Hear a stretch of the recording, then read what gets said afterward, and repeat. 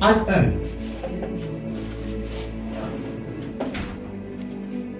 Acte 1. Oui. Théophile, Uh-huh. j'ai parlé de mon premier livre, Oui. de tout ce que Jésus a commencé de faire Uh-huh. et d'enseigner dès le commencement, Oui. jusqu'au jour Yes. où il fut enlevé au ciel, Uh-huh. après avoir Uh-huh. donné ses ordres Uh-huh. par le Saint-Esprit Yes. aux apôtres qu'il avait choisis. Uh-huh. Après qu'il eut souffert, Uh-huh. il leur apparut vivant Uh-huh. et leur en donna plusieurs preuves, Uh-huh.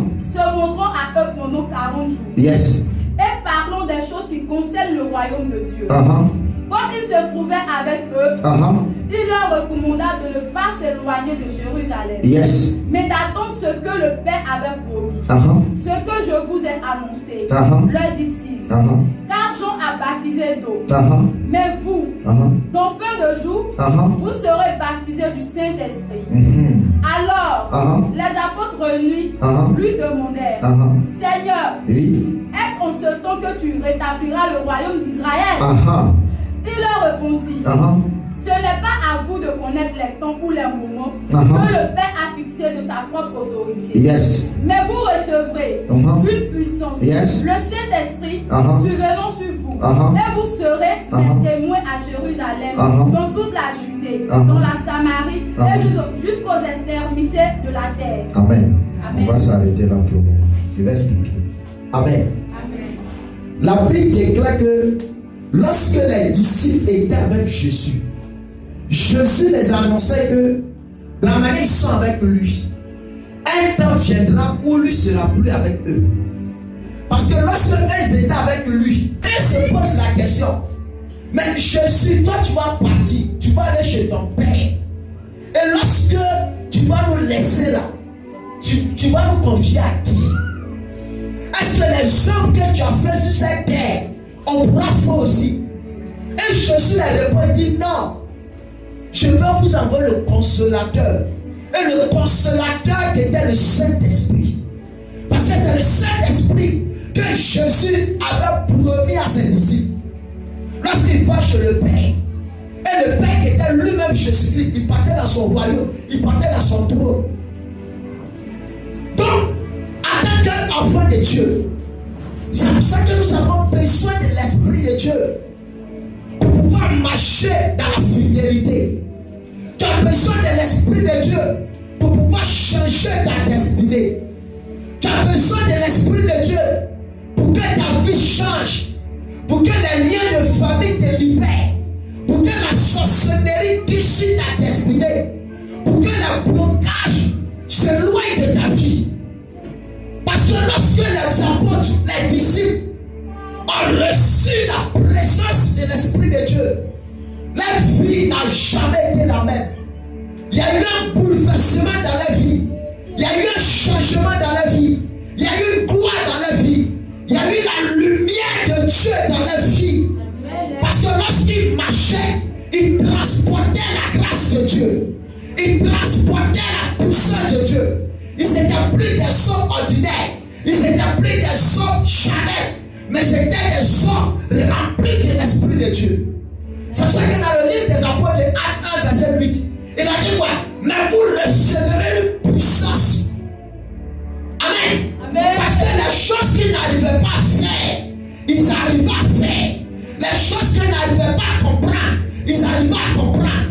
Parce que c'était le Saint-Esprit qui se manifestait dans leur vie. Amen. Amen. Amen. Continue. Et il dit quoi?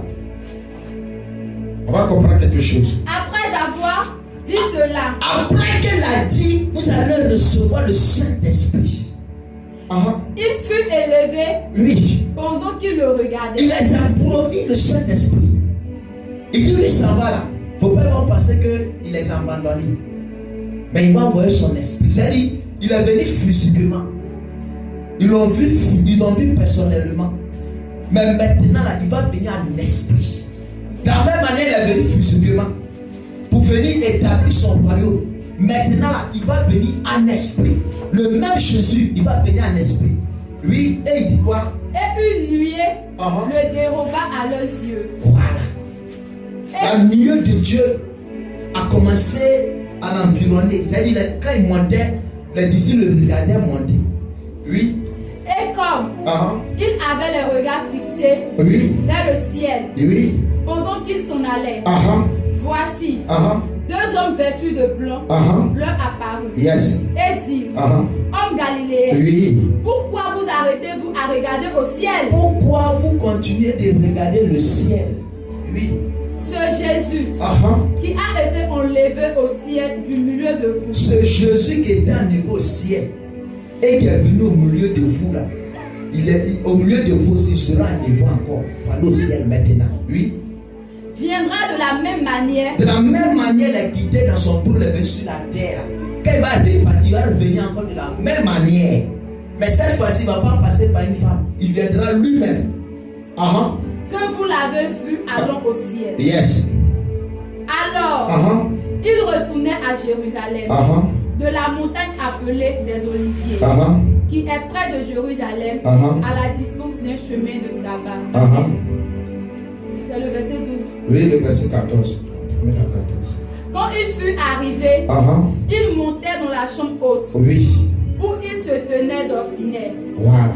C'était Pierre, Jean, Jacques, André, Philippe, Thomas, Barthélemy, Matthieu, Jacques, fils d'Alphée, Simon le Zélote, et Jude, fils de Jacques. Voilà, amen. Amen. La Bible déclare que, on vient de citer leur nom, ils sont partis se rassembler pour préparer la venue du Saint-Esprit. Et ils sont partis à la chambre haute là. Ils ne sont pas allés s'asseoir. Ils ont demeuré dans la prière. Parce que les a promis le Saint-Esprit. Dans ce Saint-Esprit que les a promis là, eux veulent voir ça. Donc ils ont commencé à intercéder. Ils ont commencé à prier.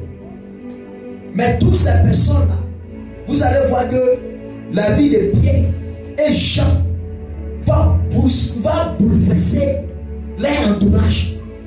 Parce que dans la maison de Dieu, qu'est-ce que je vais te faire comprendre? Il y a des personnes qui viennent dans la maison de Dieu, mais qui ne sont pas connectées à la chambre haute.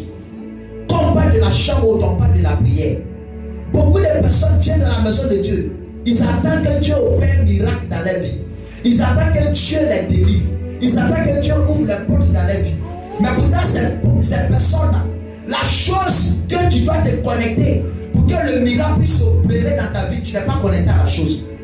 C'est la prière qu'on prie pour quelqu'un. C'est là le miracle s'opère. Quand on prie pour quelqu'un qui est possédé par un esprit, c'est là que la délivrance s'opère. Mais toi, tu n'es pas connecté à la prière. Il y a des personnes qui viennent dans la présence de Dieu, qui n'ont même pas de vie de prière. Amen. Tant que tu n'as pas une vie de prière, bien aimé, tu ne verras pas le surnaturel dans ta vie. Tant que tu n'as pas une vie de prière, la prophétie ne va jamais s'accomplir sur ta vie.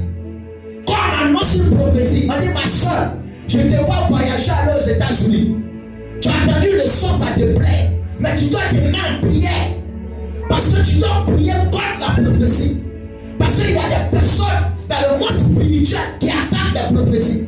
C'est pour ça que dans ça, ceux qui n'ont pas eu l'intelligence de prier pour la prophétie, ils se sont laissés détourner par le diable.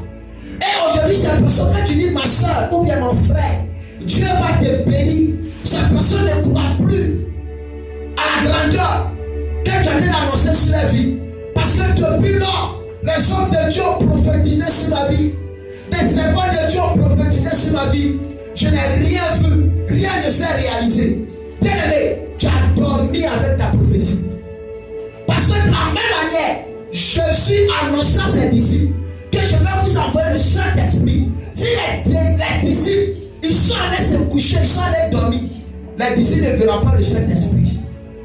Mais ce sont ceux qui étaient connectés à la chambre haute qui ont reçu le Saint-Esprit. Et le Saint-Esprit est tombé sur les vies. Le Saint-Esprit a changé les vies. Bien aimé, pour être efficace dans le monde spirituel, il faut avoir une vie de consécration. Il faut avoir une vie de prière. Il faut avoir une intimité avec le Seigneur. Amen. Parce que quand tu as une intimité avec le Seigneur, quand tu sors le dehors même ne te plaît pas. Quand tu as une intimité avec le Seigneur, tant que tu n'as pas prié, tu n'es pas en paix. Mais aujourd'hui, il y a des personnes qui ne prient pas. Mais ils sont heureux. Il y a d'autres même aujourd'hui, dimanche, ils se sont levés le matin. Ils n'ont même pas prié. Et ils comptent à inspirer à voix le Saint-Esprit. Il y a d'autres qui se lèvent le matin. Dieu merci, je ne suis pas morte. C'est la prière qui est là. Et toi, tu veux que le surnaturel vienne dans ta vie. Dieu merci, je ne suis pas morte, n'est pas une prière. Je le Saint-Esprit, il faut communiquer avec lui. C'est la prière qui est la communication. C'est la prière qui est l'échange entre le surnaturel et le divin. Amen. Amen. Parce que les disciples, ils sont restés loyaux à la chambre haute. Ils sont peur qu'ils viennent à la maison de Dieu et qu'ils ne reçoivent pas les guérisons. Il y a des personnes qui viennent à l'église. Il y a des personnes qui donnent les dîmes, qui font tout.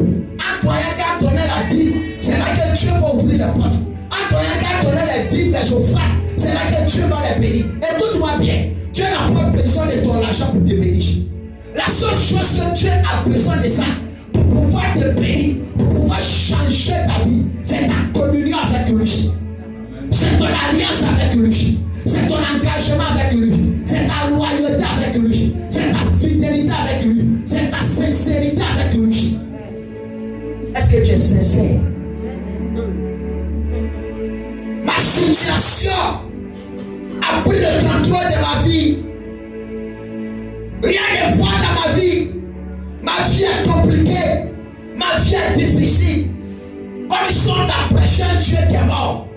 Comme ils sont d'approcher un Dieu qui n'est pas réel. Mon Jésus que je prie est réel. Je ne sais pas quel Jésus on t'a prêché. Je ne sais pas c'est quel Jésus qui a limité ta foi chrétienne. Mais ce matin, je vais te présenter un Jésus qui n'est pas limité. Là où l'homme est découragé, c'est là que mon Dieu agit. Là où on dit qu'il n'y a plus d'espoir, c'est là que mon Dieu agit.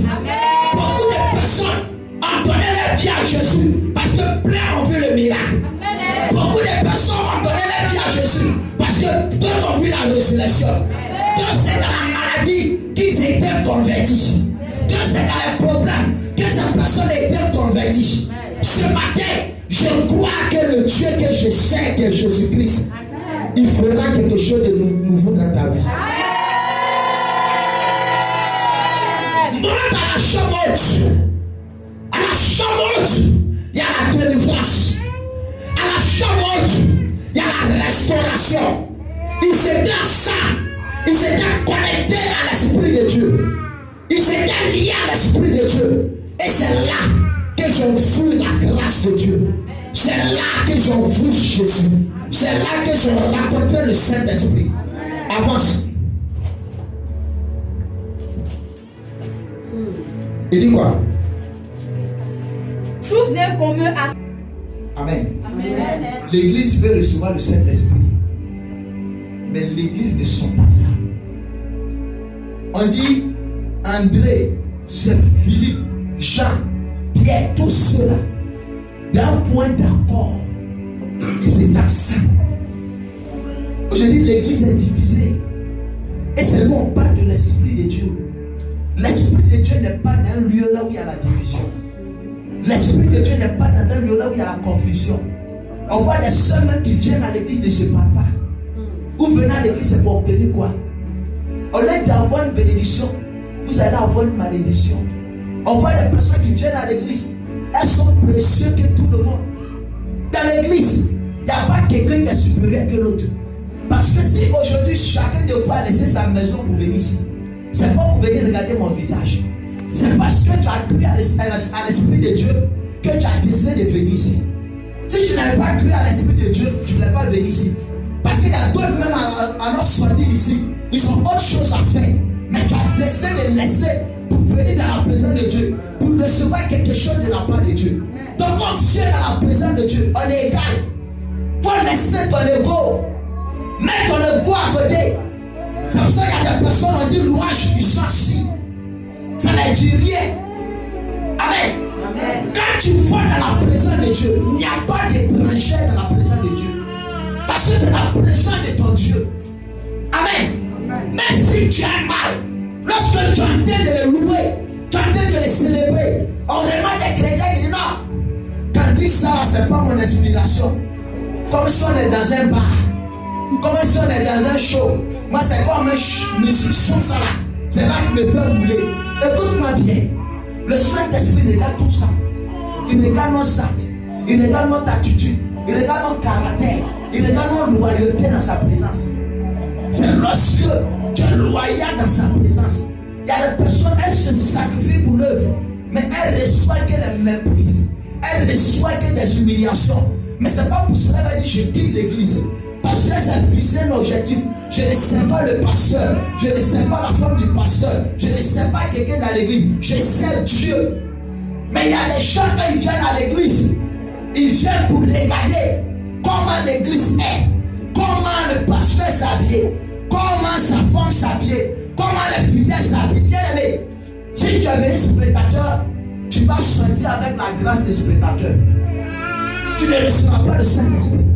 Comme tu es dans la présence de Dieu, on ne regarde pas ce qui est autour de nous. Chacun transpose ses fardeaux sur sa tête. Donc quand tu viens à cause de la chose que tu es là, autour de toi de ces choses, c'est par là que quand tu sors, tu sais que Jésus m'a apparu. C'est par là que tu sors, tu sais que tu as reçu Jésus véritablement dans ta vie. Mais aujourd'hui, l'église n'est pas ça. Entre nous-mêmes des fidèles, on n'est pas ça. On se divise, on se parle mal. Moi j'ai l'argent que toi. Celle qui a l'argent sert le pasteur. Celle qui paye, je ne sais pas, le camion du pasteur, sert le pasteur. Les autres pour avoir sert le pasteur, il faut passer par la secrétariat. Bien aimé, ce n'est pas telle église que Jésus nous a présenté sur la terre. Jésus nous a présenté une église d'amour, une église de vérité, une église de sainteté. Quand on est dans l'église, on doit s'aider les uns et les autres. C'est pour ça que la Bible déclare que ce que vous voulez que les hommes fassent pour vous, faites-le pour les autres. Lorsque tu as de faire pour ton frère, tu as de faire pour ta soeur, c'est par là que Jésus se fera pour toi. Amen. Avance. Il dit quoi? Tous d'un commun accord. Tous d'un commun accord. Persévérer dans la prière. On dit quoi? Persévérer dans la prière. Est-ce que toi tu persévères dans la prière?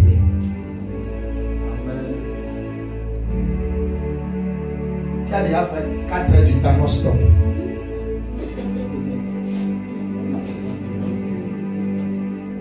Tu as dit tu pries. Feu. Tu as 4 heures. Amen. On dit quoi? Les gars persévéraient dans quoi? Dans la prière. Amen. C'est là qui me plaît. Toi, tu ne persévères pas dans la prière. Il y a prié quand il n'y a rien. Tu passes à prière de 20 minutes qui va chasser les hôtels de ta famille. Jamais. Tu sais combien de temps l'hôtel de ta famille existait? Il y a des gens, les familles là, c'est l'eau qu'ils ont adoré. C'est-à-dire des décennies, c'est l'eau, quel est Dieu. D'autres même ne mangent pas souris. D'autres même ne mangent pas varan. D'autres même ne mangent pas python. D'autres même ne mangent pas, je ne sais pas, mouton. Parce que mouton les prend pour aller donner à Dieu. Et toi, tu sors de cette famille fétiche, cette famille idolâtre, cette prière de 10 heures, cette prière de 10 minutes. Tu vas faire chasser cet esprit-là. Quand tu connais ta situation, ta manière de prier doit changer. Quand tu sais l'épreuve dans laquelle tu es, ta manière de voir les choses doit changer. Parce que tant que dans l'épreuve dans laquelle tu es, tu ne comprends pas cette épreuve. Et tu prends ton temps de morphone. Bien aimé, c'est la lourdeur qui va prendre le dessus de toi. Parce que quand tu es dans une situation, quand tu regardes derrière, tu regardes devant, il n'y a personne pour t'aider. C'est Dieu seul. Tes regards doivent fixer sur Dieu. C'est pas de regarder le ciel pour dire Seigneur, jusqu'à quand ma situation va finir. Si c'était le cas, la vie de plusieurs personnes, jusqu'à quand le ciel a changé la situation. C'est la prière. Fléchis, je nous prie. Cherche Dieu. On dit les apôtres ont persévéré dans la prière. Ils ont demeuré dans la prière.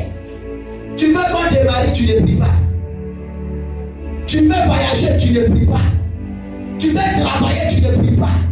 Tu veux voir la gloire de Dieu, tu ne pries pas. Tu veux voir le règne de Dieu, tu ne pries pas. Comment tu vas voir cette gloire? Comment tu vas attraper ce surnaturel. Quel est le sacrifice que tu fais dans la prière? Tu prends ton temps à dormir. Tu prends ton temps sur TikTok. Tu prends ton temps sur Netflix. Et tu veux transporter une onction. Tu as un fibrome en toi. Tu veux que Dieu opère un miracle. Mais toi-même tu ne pries pas. Comment le miracle viendra à toi? Oh là, c'est un Pentecôte bizarre. C'est pas Pentecôte où on tombe. Parce qu'on tombe, on ne change pas. Donc il faut que tu comprennes. Amen. Amen. Amen. Parce qu'il y a des personnes